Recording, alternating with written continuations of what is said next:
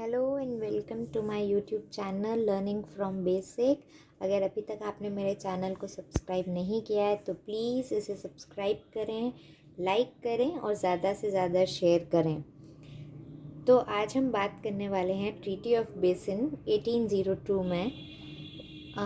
देखिए, ब्रिटिशर्स जो हैं वो जो ईस्ट साइड का है, जैसे बंगाल है, नीचे साउथ के अंदर जो मैसूर वाला पार्ट है, इसे कॉन्कर कर कर बहुत आगे बढ़ चुके हैं।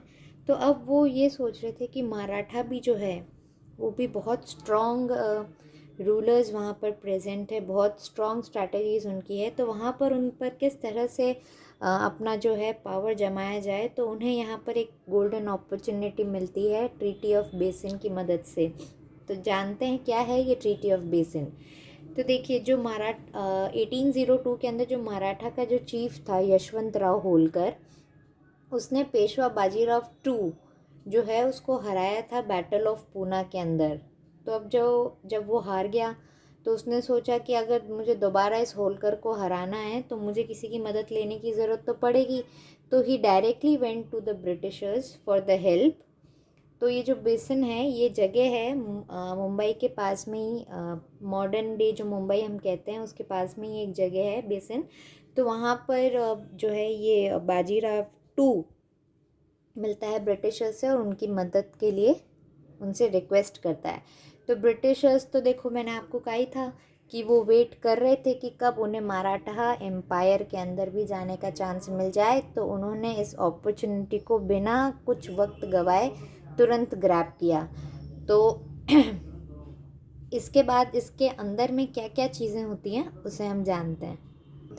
देखिए, इसके अंदर जो मेन टर्म्स क्या क्या हुए थे ट्रीटी ऑफ बेसिन के अंदर, जो पेशवा है उसने सब्सिडरी अलाइंस एक्सेप्ट कर लिया था। मैंने सब्सिडरी अलाइंस के बारे में आपको पहले भी बताया हुआ है, तो अगर आप उसे दोबारा से जानना चाहते तो प्लीज़ मेरी सब्सिडरी अलाइंस पर बनी वीडियो को आप दोबारा से देख सकते हैं। उसके बाद में पेशवा जो है वो बिना ब्रिटिशर्स के किसी तरीके का कोई डिसीजन नहीं ले सकता है।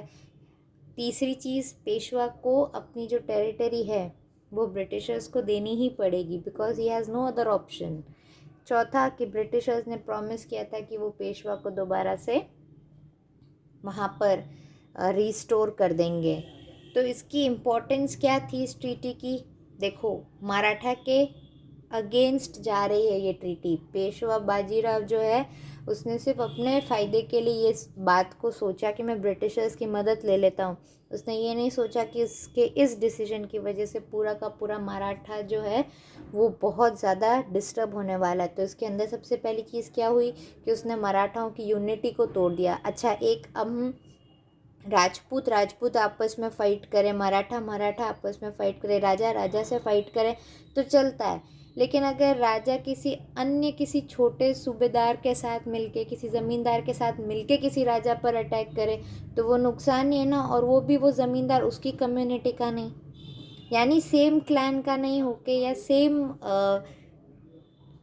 डायनेस्टी का या सेम पर्सपेक्टिव का नहीं होकर वो डिफरेंट तरीके से अगर लड़ता है तो कहीं ना कहीं यूनिटी आपस में टूटती है। अब जैसे होलकर और पेशवा बाजीराव ये दोनों मराठीज थे, तो अगर ये दोनों आपस में लड़ते तो मराठी टू मराठी डिफरेंस नहीं पड़ता। लेकिन बाजीराव ने क्या किया, ब्रिटिशर्स की मदद कर ली। तो ब्रिटिशर्स तो मराठी कल्चर नहीं जानते, ब्रिटिशर्स को तो इतनी नॉलेज नहीं है कि एग्जैक्टली मराठाओं का जो है पावर वर्किंग या उनकी जो अंडरस्टैंडिंग है वो किस लेवल की है। तो यहाँ पर जो है मराठा की यूनिटी टूट जाती है। उसके बाद में जो ब्रिटिश है उनकी एंट्री हो जाती है मराठा पॉलिटिक्स में, क्योंकि अब उनके पास धीरे धीरे क्या आ रहा था, कंट्रोल आ रहा था। पेशवा की जितनी भी टेरिटरीज रही होंगी वो वापस से उसे मिल गई और उसी को ही उन्हीं टेरिटरीज़ को उसे ब्रिटिशर्स को भी देना पड़ा। तो कहीं ना कहीं देखो, ब्रिटिशर्स जो हैं अब वो मराठा के पॉलिटिक्स में भी एंटर कर रहे थे। यानी वहाँ पर जो भी पॉलिटिकल डिसीजंस होंगे, जो भी पॉलिटिकल एक्टिविटीज़ होंगी, उनमें उनका कहीं ना कहीं रोल हमेशा रहेगा। देखिए, इसी दौरान ट्रीटी ऑफ बेसिन के दौरान ही क्या हो जाता है, यहाँ पर एक सेकेंड एंग्लो मराठा वॉर होता है, जो कि होता है 1803 से 1805 के बीच में। ये किसके बीच में होता है? Scindia and Bhonsle versus Britishers के बीच में। और इसका रिज़ल्ट क्या निकलता है कि ब्रिटिशर्स जो हैं ये वॉर जीत जाते हैं। और यहाँ पर हमें देखने को मिलता है कि मराठा एम्पायर का भी यहाँ पर एंड हो जाता है।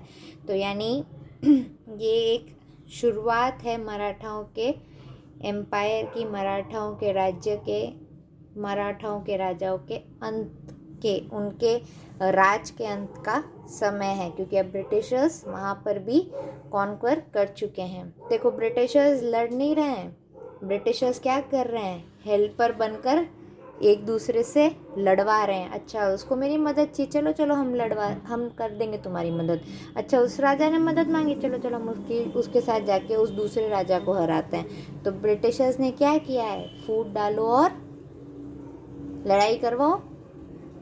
तो यही उनकी स्ट्रैटेजी थी जो हम इंडियंस नहीं समझ पाए, हमारे रूलर्स नहीं समझ पाए कि हम आपसी फूट के चक्कर में ही हम किसी तीसरे को अपने घर के अंदर आने दे रहे हैं। तो गाइज़ अगर आपको ये वीडियो बहुत इन्फॉर्मेटिव लगी हो तो प्लीज़ मेरे चैनल को सब्सक्राइब कीजिए और उसे लाइक एंड शेयर करिए, ताकि आप लेटेस्ट वीडियोस से कनेक्ट हो सकें और नॉलेजेबल वीडियोस आपकी फीड्स में आ सके। Thank you.